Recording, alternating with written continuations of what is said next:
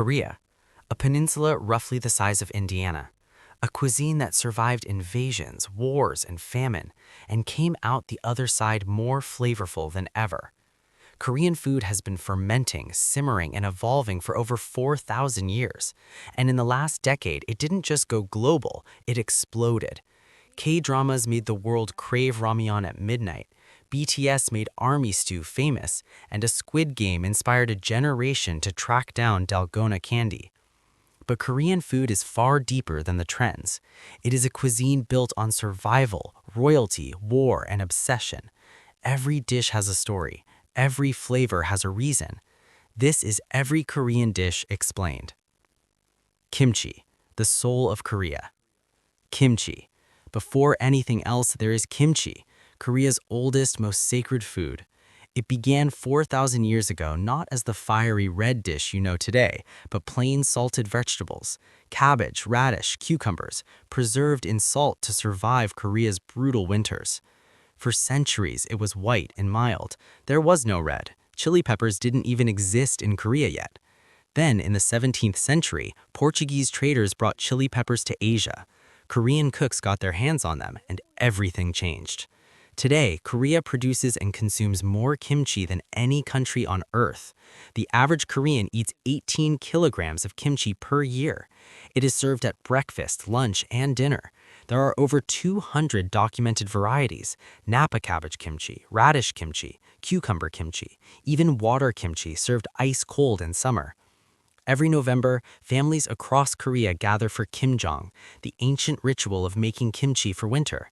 Hundreds of heads of cabbage, buckets of red pepper paste, garlic, ginger, and fermented shrimp, hands stained red for days. UNESCO declared kimjang an intangible heritage of humanity. The smell hits you first, sharp, pungent, alive, then the crunch, then the heat, then the deep, layered sourness of fermentation that no other food on Earth can replicate. Kimchi is not just food, it is Korean identity in a jar. Bibimbap, a kingdom in a bowl. Bibimbap, the word means mixed rice, but that description does it no justice. A wide stone bowl, scorching hot, filled with steamed white rice.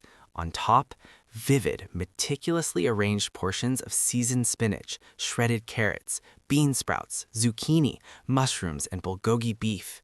In the center, a raw egg yolk, bright orange, gleaming like a jewel.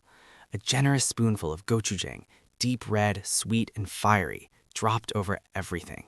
Then you mix it violently until the egg coats every grain of rice, the gochujang bleeds into the vegetables, and the bowl becomes something entirely new. The most likely origin traces back to ancestral rites during the Joseon dynasty. Koreans would offer food to their ancestors, and afterward mix all the remaining offerings together into one bowl, a meal born from reverence. The stone bowl version, dolsap bibimbap, creates something magical. The rice at the bottom keeps cooking against the burning stone, forming a crispy golden crust called nurungji. Koreans fight over the bottom of the bowl. Korean barbecue, fire at the table. Korean barbecue. No other cuisine puts the fire directly in front of you and says, cook it yourself. Samgyeopsal, thick-cut pork belly, marbled with fat, laid directly onto a grill embedded in your table. The fat renders slowly, the edges crisp and caramelize, the center stays juicy and tender. You wrap it in a crisp lettuce leaf with a smear of fermented soybean paste, raw garlic, sliced green onion, and a sliver of green chili.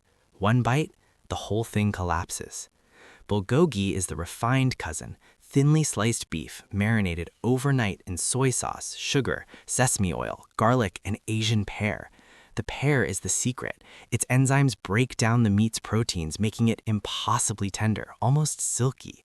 Grilled over high heat, the sugar caramelizes at the edges into a sweet, smoky glaze. Galbi, short ribs, butterflied and marinated in the same sweet soy mixture. The bone adds depth. The meat pulls apart cleanly, carrying the flavor of smoke and caramel all the way to the center. Korean barbecue is not just a meal, it is an event. You don't go alone. You order more than you think you can eat, and the banchan, the small side dishes that arrive before the meat, stretch across every inch of the table. Kimchi, pickled radish, spinach, bean sprouts, corn and butter, cold japchae, free refills forever. The stews, built for survival. Korea has a stew for every situation. Doenjang jjigae, the everyday stew. Fermented soybean paste, dark, intensely savory, almost funky, dissolved into broth with tofu, zucchini, mushrooms, and dried anchovies. It has been eaten in Korea since the 7th century. The king of the Silla dynasty served it at royal banquets. Today, it bubbles in earthenware pots in every Korean home, every morning, every winter. Nothing is more comforting. Kimchi jjigae, made with old kimchi that has been fermenting for weeks until it becomes deeply sour and punchy. The older, the better. The kimchi is simmered low and slow with pork belly and tofu until the broth turns deep red, rich and complex with the full depth of fermentation. The pork fat melts into the soup. The tofu absorbs everything. It is the stew Koreans eat when they are homesick, hungover, or heartbroken. Budae jjigae, army stew, the most unexpected dish in Korean history. After the Korean War devastated the country in the 1950s, food was scarce. Near American military bases, resourceful Korean cooks began collecting surplus rations, Spam, hot dogs, canned beans, sliced American cheese. They threw them into a pot with kimchi, gochujang, garlic, and ramen noodles. The result was bubbling, spicy, deeply strange, and absolutely delicious, a dish born from desperation. Today, it is sold in restaurants across Korea and beloved worldwide. The Spam is still in there. The American cheese still melts on top. History in a pot. Korean fried chicken, born on the battlefield. Korean fried chicken. Here is the surprise. It did not exist before the Korean War. Before the 1950s, Koreans mostly steamed or braised chicken. Then American soldiers arrived, and they brought deep frying with them. African-American GIs, drawing from their own culinary traditions, introduced Koreans to the technique of frying chicken until shatteringly crisp. Korean cooks took that technique and made it their own. Korean fried chicken is fried twice. The first fry cooks the meat through. The second fry, at higher heat, blasts the skin into a paper-thin, ultra-crispy shell that does not go soggy even after an hour. This double fry method is the secret. The crust shatters like glass when you bite through it. Then came the sauce, yeongnyeom, a glaze of gochujang, ketchup, garlic, and rice syrup. Sticky, sweet, fiery, and impossibly addictive, tossed over the still hot chicken until every piece is lacquered and brilliant red. Today, there are more fried chicken restaurants in South Korea than McDonald's locations in the entire world, and the national pairing, chimek, fried chicken with ice-cold beer, is one of the greatest food combinations in human history. Tteokbokki, from royal courts to street stalls. Tteokbokki, rice cakes, chewy, dense, cylindrical, made from pounded rice, soft on the inside with just enough resistance to push back against your teeth. The original version was a royal court dish from the Joseon dynasty, stir-fried with soy sauce, beef, and vegetables, elegant, served to kings. Then in 1953, a woman named Ma Bokrin changed everything. Running a small restaurant in Seoul, she accidentally dropped a rice cake into a sauce of gochujang. She tasted it. Sweet, spicy, deeply savory, the rice cake's starchiness thickened the sauce into something glossy and clinging.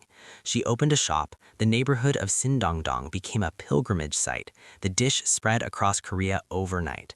Today, tteokbokki is Korea's most iconic street food, found in every pojang matcha, the iconic tent stalls that line Korean streets at night, alongside fish cakes, boiled eggs, and ramen noodles swimming in that same brilliant red broth. CNN named it one of the 50 best street foods in Asia.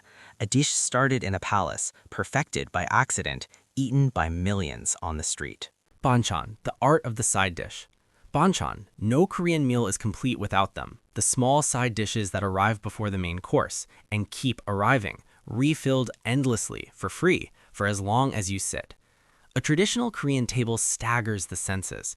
Kongnamul, bean sprouts blanched and tossed in sesame oil and garlic. Japchae, glass noodles made from sweet potato starch, translucent and slippery, stir-fried with colorful vegetables and beef. The dish was created in the Joseon court when a civil official presented it to the king. The king loved it so much he promoted the official. Haemulpajan, the seafood pancake, crispy on the outside, chewy inside, packed with green onions, squid, and shrimp. In Korea, there is a saying, when it rains, you eat Banchan. The sound of batter hitting a hot pan echoes the sound of rain on a roof. Jjim, steamed egg custard, impossibly silky and trembling, seasoned with sesame oil and green onion, soft as clouds, hot as summer. The philosophy of Banchan is balance, hot and cold, fermented and fresh, spicy and mild.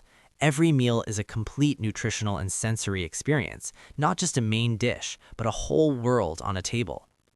Ramyeon and Naengmyeon, noodles for every season.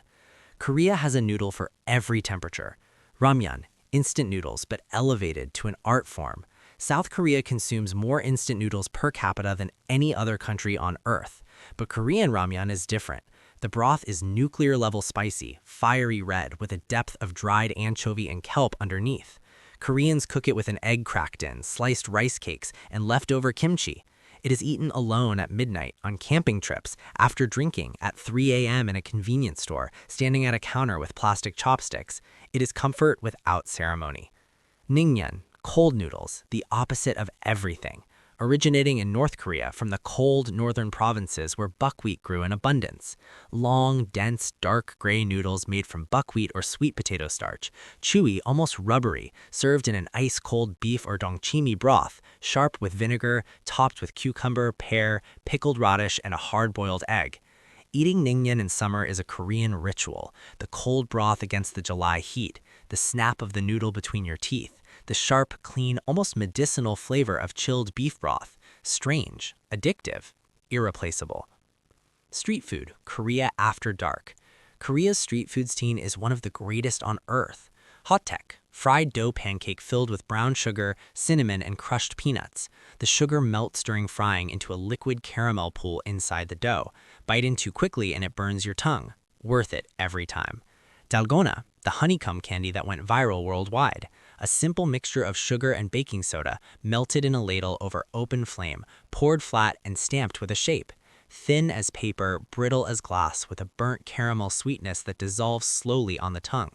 Korean children have been playing the shape-cutting game for decades. The world learned about it from a TV show. Koreans just smiled. Kimbap, often called Korean sushi, though Koreans find that comparison offensive. Steamed rice, seasoned with sesame oil, rolled in dried seaweed with spinach, carrots, pickled radish, egg, and meat. Compact, portable, perfect. Eaten on picnics, at school, on trains. Korea in a roll. Korea is a country that turned hardship into flavor. Its winters created fermentation. Its wars created army stew and fried chicken. Its royal courts created bibimbap and japchae. Its streets created tteokbokki and dalgona. Every dish carries the fingerprint of the people who made it. Farmers, kings, soldiers, grandmothers, street vendors, and home cooks who refuse to let difficult times produce tasteless food. Korean cuisine doesn't just feed you. It tells you exactly who Koreans are.